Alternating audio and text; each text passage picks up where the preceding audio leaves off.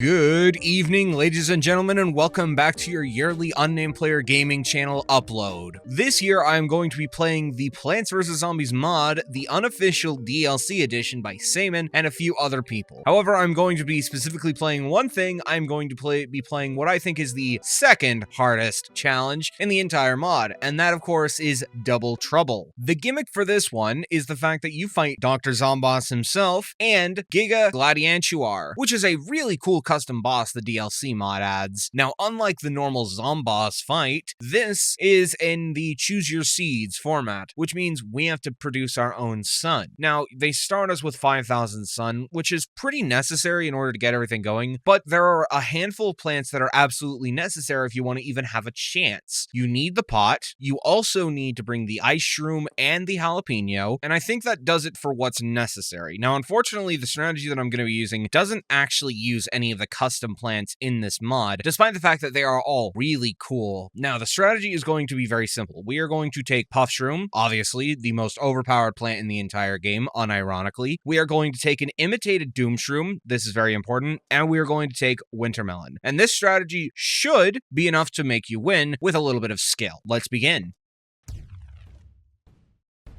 So, the first thing that you want to do, don't speed up. You want to be planting your plants off cooldown. It is incredibly important that you plant things whenever you can, whether that is because you want to stall out the zombies or not. It is important because of how many zombies are out here. We need to just spend shit to get shit out. When Zomboss comes down like this, you need to be prepared to obviously do the normal thing. This time around, we're going to be doing this. Gladiantuar has quite a few different attacks that it can do. You want to get one lane of Melon Pulse down. You don't really need any more than that, and you just need to continue spamming plants off cooldown, basically. The Wintermelons aren't really even here to actually kill them. That's what the Doom Shrooms are for. And one of the attacks that Giga Gladiantuar will do, slam against the ground to cause these little earthquake things to come through. They will remove a plant. Okay, this is a point where we need to do this, and then this. Gladiantuar can also speed up the zombies.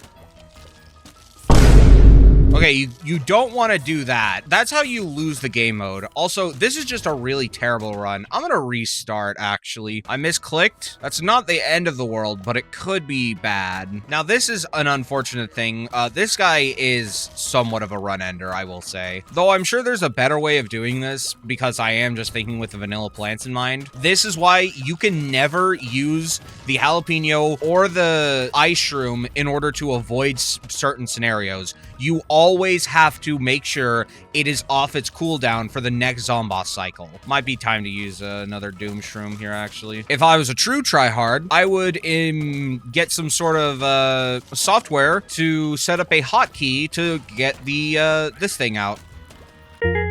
Okay, so Gladiantuar's entered his second phase. I believe their health bars are separate, and this is where it gets extremely hard. I haven't played this in a couple months, so I don't remember it exactly, but I remember Gladiantuar having a really difficult one. That's it. It's this. They can crush that. It's actually really bad because if you get really unlucky, you'll eventually run out of sun, which is why I've been keeping up with such a high stockpile of sun. You need to make sure that you always have a nice amount of sun. Otherwise, you will get basically attrition to death. Now you can see how this is starting to really tear, like, it's really starting to tear through to the defense.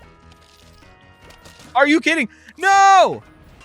Okay, thank God. And you can really see how this gets chaotic and really quickly. If we run out of sun, unfortunately, there isn't much we can do about it. This guy might not die. I was not using the Doom Shroom enough, and therefore, I was just having to replace things too much. You want to actually use the Doom Shroom basically off its cooldown, one of them, so that you can alternate between them. It was a misinput. Oh no, I messed up. We're about halfway through the level progress meter, which literally shows their health. I'm just having some really bad luck with the zombies, and generally just other things that I'm having to go through a lot of sun, and it's not good. This center lane is getting absolutely butt fucked.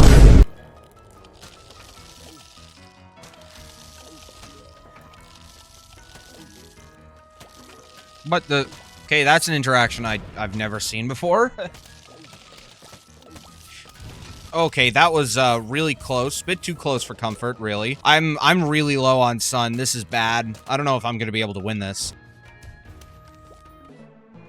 I lost. Let me be for real with you all. I had a salad for breakfast this morning and peanut butter cookies that I made at home. I don't know why I decided to share that information. This beginning is kind of mind-numbing to me. Are you fucking with me? I hate you. We need to bring back killing people. Huh? We got this. I'm mad about it.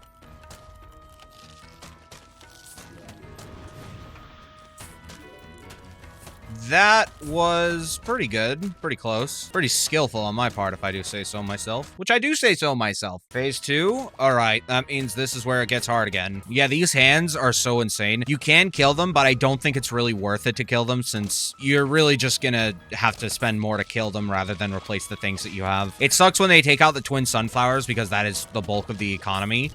Helps. Again, with that, I don't know what that bug is. I'm sure it's probably patched because I'm on, like, a version that I haven't updated in, like, a year or something.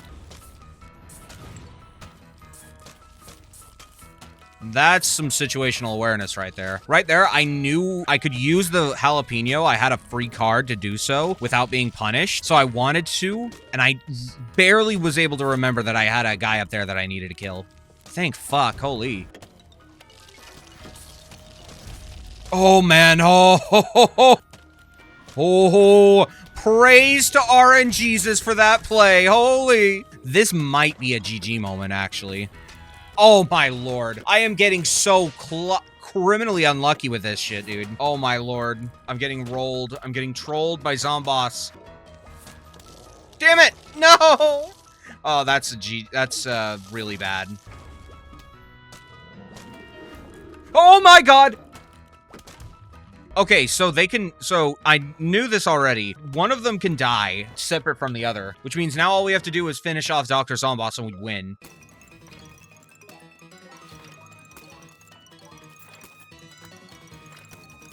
Wait a minute. Okay, the Dr. Zomboss cheese still works on this. So for those that aren't familiar what the Dr. Zomboss cheese is, it's effectively, I'll explain it after. Yeah, okay, I win.